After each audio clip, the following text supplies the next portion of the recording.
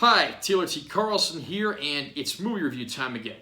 And we're going back into the world of classic westerns today, taking a look at The Good, the Bad, and the Ugly, which has finally gotten a release in 4K Ultra High Def. This release was immediately controversial from even before its release when they announced that it wouldn't use HDR, as well as the fact that it would only have the theatrical cut of the movie and not the extended cut that runs about 20 minutes longer, although deleted scenes of those scenes are on the disc. We're going to do a quick unboxing of this, and I'll share some of my opinions on the release. I also want to add that this does include a Blu-ray disc, which utilizes the new remaster here. It's not just a recycled disc.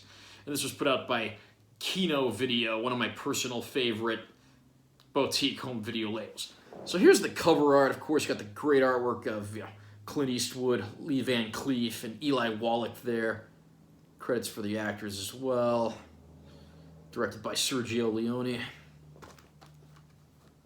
Back cover got a description of the film, description of some of the bonus features. Not all of them, because there's quite a few on here. All the credits and so forth down there.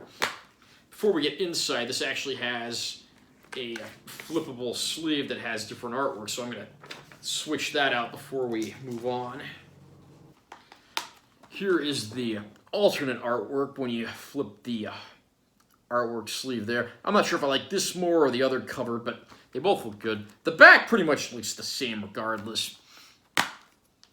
Inside is pretty bare bones. You got the 4K high-def disc on one side and the remastered Blu-ray disc on the other side. The Good, the Bad, and the Ugly, of course, is set in the Old West during the Civil War, and it deals with a trio of gunslingers who find themselves traveling across war-ridden battlefields, dealing with other threats as well as each other as they try to find a long-lost shipment of gold.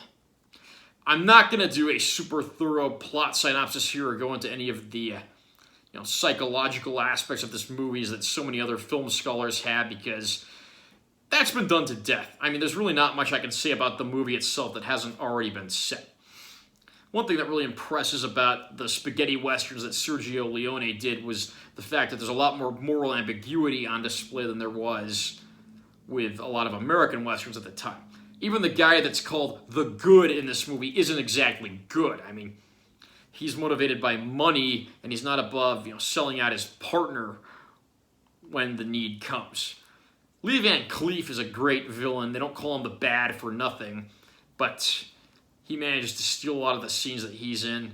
Lee Van Cleef has always been a very underrated actor, and he's got that very distinctive look about him, which, again, if you've seen any movie that he's in, you know what I mean. But the real standout in the core cast here is Tuco, the Ugly, played by Eli Wallach. This guy is simultaneously a slimeball who's not above doing what's necessary to accomplish his goals, and then he's also the comic relief. Every single scene he's in is great.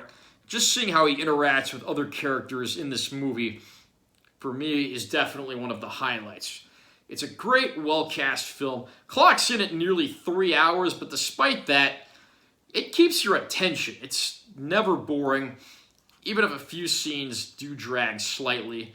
Of course, no review of The Good, the Bad, and the Ugly would be complete without a mention of Ennio Morricone's score of the film, one of its greatest assets. Morricone was one of the greatest film score composers of all time, going on to work on many more films other than this.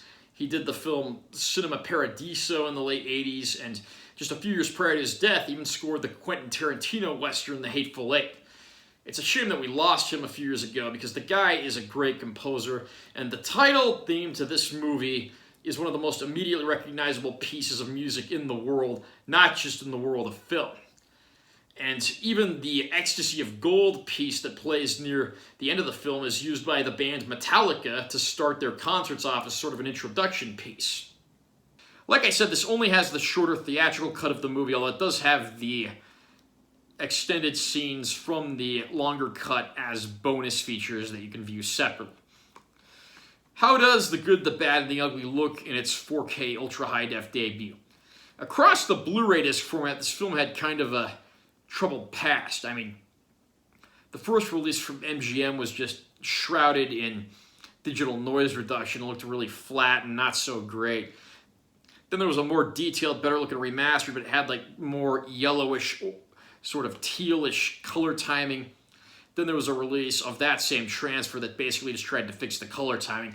I don't even know if I'm describing every single Blu-ray release here because there have been so many, not just in the United States, but around the world. Fortunately, the 4K disc, despite lack of HDR, is easily the best that this film has ever looked. It looks very natural. All the film grain is intact. The level of detail is pretty high. It's by far the best I've ever seen this film look. And while it's not a perfect transfer, it easily puts all prior transfers to shame. I don't think fans are going to be disappointed with what they find here. As far as bonus features go, it's mostly stuff that's recycled from older packages, but that's not necessarily a bad thing because you get a pretty good haul here, including the deleted scenes that were inserted back into the film for the extended cut. Like I said, it's only the theatrical cut here, but you do have those scenes available as a separate bonus feature. Just scrolling down the list, you're going to find plenty of stuff on here that you can watch, and if you're a fan of the movie, you'll certainly like the wealth of information that these features bring you. Are you a fan of The Good, the Bad, and the Ugly? What did you think of this 4K disc? Is it your favorite film in the Man with No Name trilogy? Comment down below and let me know what you think. Also, remember to subscribe to this channel because I'm always posting new content, and give this one a like if you found it helpful. I'm Taylor T. Carlson, and I'll see you in my next video.